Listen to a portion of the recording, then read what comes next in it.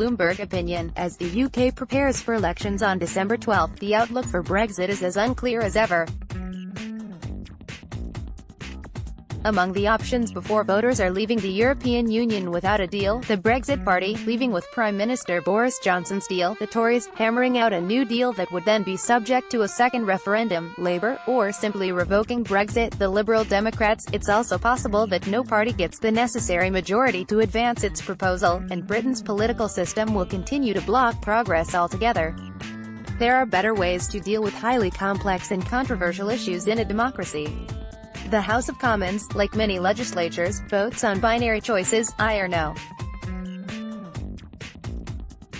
This system usually works, and ensures that new bills can pass into law only if they're backed by a majority.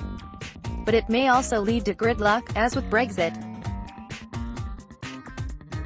Faced with an extraordinary situation and a hard deadline, Parliament should adopt alternative voting rules, ones that, by their nature, would force compromise. Ranked choice voting, which requires each voter to express a first, second and third choice, or more, helps reach a consensus by aggregating preferences. It has been employed in elections in Australia and Ireland since the 1920s, and more recently in a handful of American cities and in Maine. To use it in legislative voting is less common, but at this point it could be the most viable way to resolve Brexit. For simplicity, let's consider only three options: no deal, N, Boris Johnson's deal, D, and a referendum on Johnson's deal, R. If lawmakers had to vote for one option only, it's likely that none would pass and the deadlock would continue, as happened after Parliament rejected former Prime Minister Theresa May's deal 3 times. With ranked choice voting, a lawmaker who is committed to remaining would mark her first choice as referendum. But she could indicate that if referendum didn't get a majority, then deal on its own would be far preferable to no deal. She'd then cast an RDN ballot, in that order. Another legislator might support deal, then favor referendum over no deal, and therefore cast a DRN ballot. Others might prefer anything to referendum and cast NDR or DNR ballots.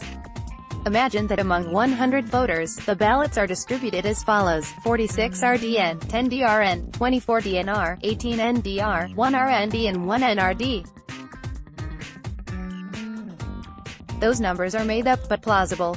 If we establish that the winner is the option that gets the most first positions, referendum wins with a score of 47. But only a minority of voters have put referendum as their first choice. To build a consensus, we'd have to consider second choices as well. There are plenty of reasonable ways to do so. Under an instant runoff system, which is used in the Irish presidential election and elsewhere, the option that got the least first preferences, in our example no deal, with only 19, would be eliminated. The 18 NDR ballots would now count as first choice ballots for deal, while the NRD ballot would count toward referendum. In this case, Johnson's deal would come out on top with a majority of 52. When more than 3 options are offered, this process is repeated until a majority emerges. Another option, known as the Buckland system, after the American politician James W. Buckland, stipulates that if no option secured a majority of first choices, then first and second choices would simply be added, resulting in 98 for deal, 58 for referendum, and 44 for no deal. In this case, too, Johnson's deal would be adopted. Alternatively, points could be attributed to first, second, and third choices, for example 2, 1, and 0. This is known as the Borda-Count system, for the French mathematician Jean-Charles de Borda. With 34 first places and 64 second places, deal would win with a total of 132 points, ahead of referendum, 105, and no deal, 63. The Marquis de Condorcet opposed the Borda-Count and instead proposed using pairwise comparisons.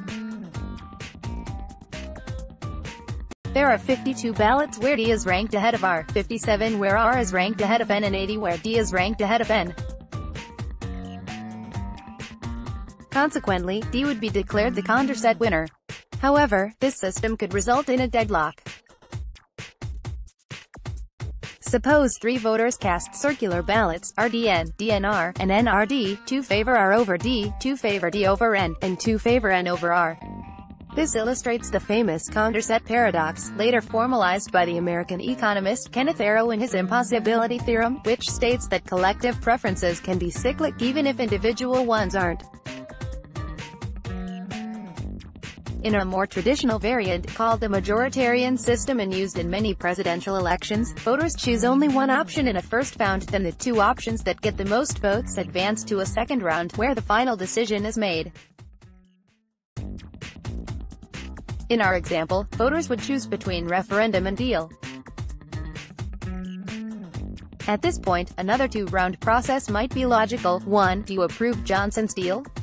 2. If not, should the UK leave with no deal, or remain in the EU? Most important, all of the above systems would rule out no deal, the least popular option, and allow a consensus to emerge that a majority could at least live with. In our simplified example, Johnson's deal would win in many voting systems, as the best overall first or second choice, but a referendum could realistically win as well. Determining the will of the people is a delicate art. Given the current gridlock, the British Parliament should consider temporarily adopting new voting rules, ones that would force compromise, better reflect the will of the people and help restore their faith in their democratic institutions.